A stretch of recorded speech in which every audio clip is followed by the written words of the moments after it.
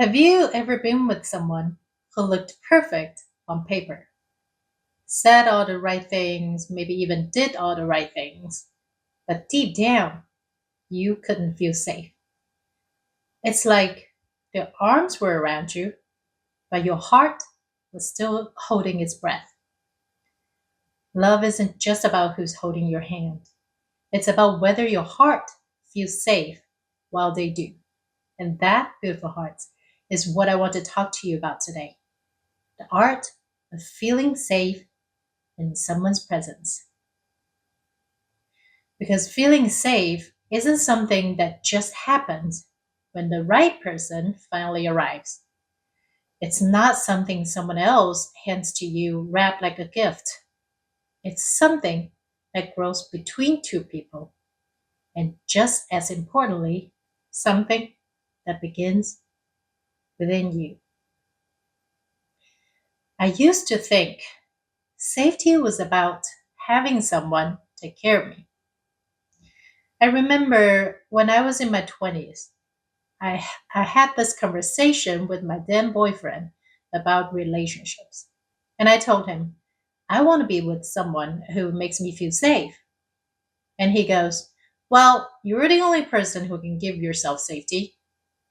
Now, the funny thing is, just by looking at the literal meaning of what we said, neither of us was wrong, right? But the context was I actually wanted my boyfriend to read my mind, to soothe me when I was upset, to help me feel better. Basically, back when I was young, I wanted to outsource my emotions. And my boyfriend, on the other hand, refused to do so.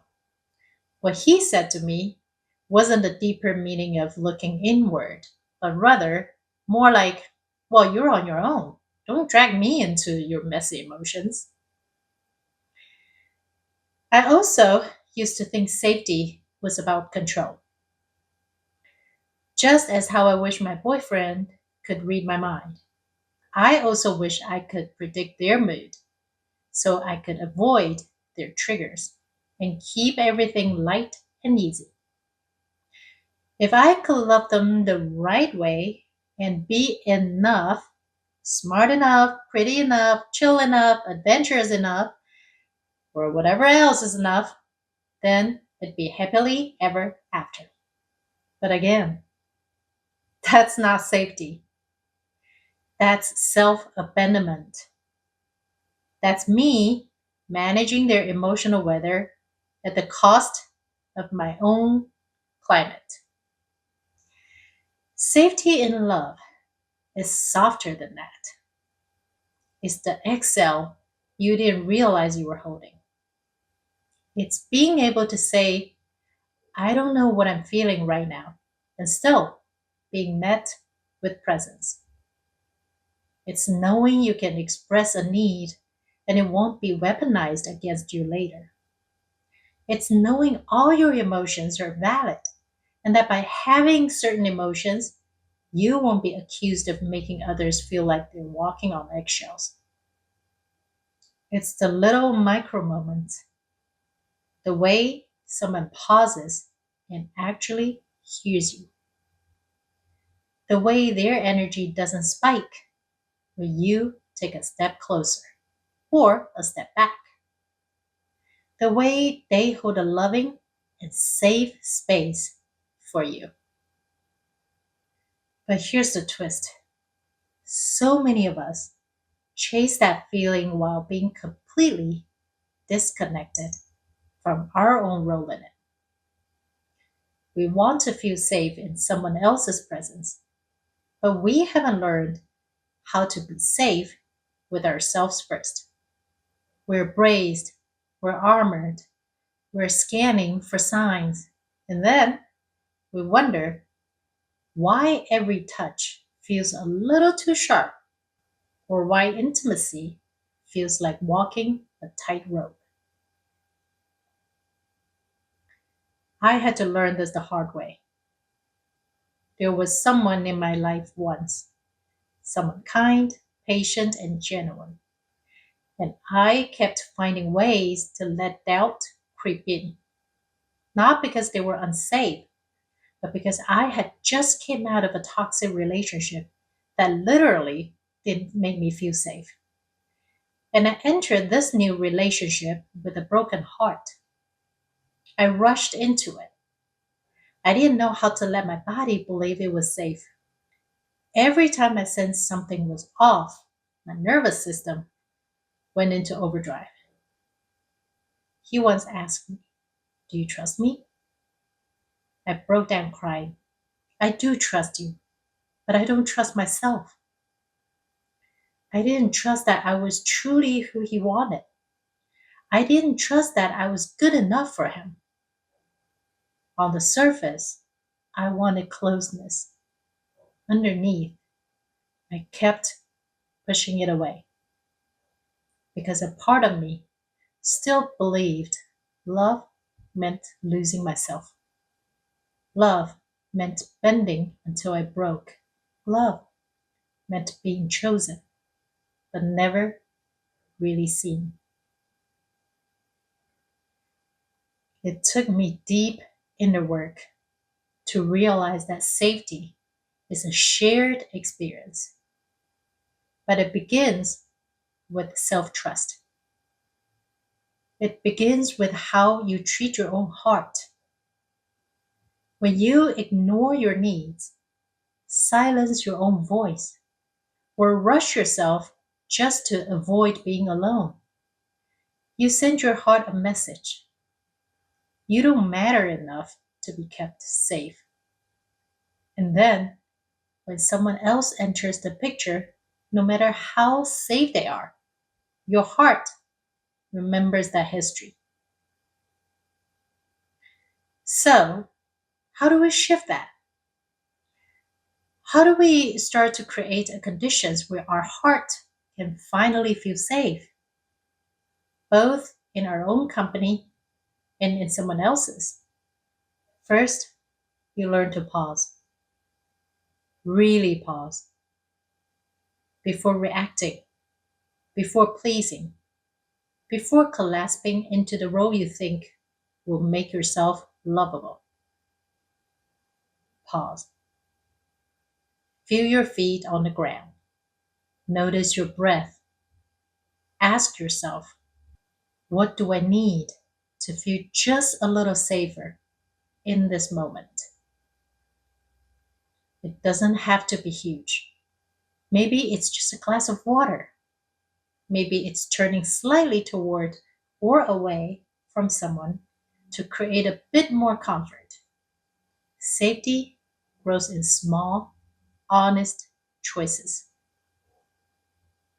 And then you start communicating gently, honestly, and in real time. This might sound scary, but the right people, the ones who are capable of being safe for you, will actually lean in when you express yourself. Saying, "I'm feeling a little overwhelmed. Can we slow down?" isn't weakness. It's an invitation to build something real. Every time you speak your truth, you build a bridge between your world and theirs. Now, it's likely that the person you're communicating with might also be in the process of learning how to trust and how to communicate from their heart. And depending on where they are on that journey, you might be met with rejection, impatience, or sometimes even hostility. It's important to remind yourself that you are not the reason they react that way. Okay? You were once in their shoes too. Don't let that shut you down or push you back to shrinking yourself. Okay? Please remember that. Next, let's talk about presence. Theirs and yours. You can be in the same room with someone who adores you and still feel lonely if neither of you is really present. Have you experienced that before? Presence is about being here, now, not in the story of what this should be, not in the fear of what it might become. but right here, right now. Seeing the tiny shifts in each other's face, hearing each other, the small tremble in the voice that says, I want to trust you, but I'm scared. That is where safety is born. I think so many of us have confused comfort with safety. Comfort is familiar, even if it's unhealthy, even if it's chaotic, even if it's cold. We go back to old patterns because they're known. But safety is different. Safety is nourishing, but sometimes unfamiliar. It can feel boring at first, uneventful, like something's missing. But what's really missing is usually the chaos we used to associate with love. And here's the thing, feeling safe doesn't mean nothing ever hurts. It doesn't mean people never mess up. What it does mean is that there's room for repair. It means when rupture happens, and it will, both people care enough to come back, to reflect, to say, I see where I missed you. Can we try again? Now, I want to be honest with you. I did that. I asked, do you want to try again? But he decided that he didn't want to face the possibility of heartbreak. Ironically, that broke my heart. But that's okay. Anything is possible, right? And for me, it was an opportunity of growth. So, when you start practicing this, really practicing it, something beautiful will happen. You'll stop picking people based on the thrill of uncertainty. You'll start noticing the ones whose presence felt like a quiet yes. You'll stop over explaining your worth and start observing how your body responded around them. Is it tense? Does my voice shrink? Does my chest tighten? Or do I breathe a little easier without even trying? And slowly, you'll learn that the art of feeling safe in someone's presence is also the art of choosing who gets that presence. Not everyone will have the capacity, okay? Not everyone will have done their own work, and that's okay. You are not here to convince someone to be a safe space. You're here to honor the part of you that needs one. So maybe today, just start here. Instead of asking, would they make me feel safe? Try and ask, how can I create safety within myself so that I can recognize it when it's real? Maybe that means slowing down your dating pace. Maybe that means pausing a conversation to take a breath. Maybe it means journaling about the moments when you felt most held and what made them feel that way. The real art here isn't about becoming unbreakable. It's about becoming receptive without abandoning yourself. It's about letting someone hold your hand, but keeping your own heart in your hands too. That's where intimacy lives. That's where love becomes not just something you long for, but something you can actually inhabit. And if you're hearing this and realizing you've never truly felt that kind of safety, don't shame yourself for it. So many of us grew up learning that love is something you earn, something you perform for, something that comes with conditions. Unlearning that is a journey. One step, one moment of self trust, one boundary, one breath at a time. One day, you'll find yourself sitting beside someone, maybe saying nothing at all, and your body will feel quiet, not numb, not shut down, just quiet. And you realize this is what it feels like. This is what my heart was waiting for all along. And maybe, like me, you will look back and smile at how far you've come, not because someone finally made you feel safe, but because you learned how to let yourself and let them.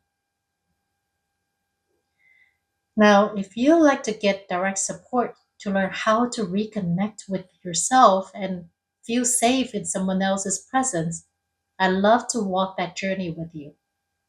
Through my 3 month transformational coaching experience, guided by my signature heart framework, we'll go beyond quick fixes and surface advice. Together, we'll gently unravel what's been holding you back so you can heal, embody your truth, and create a life that feels real, aligned, and truly yours.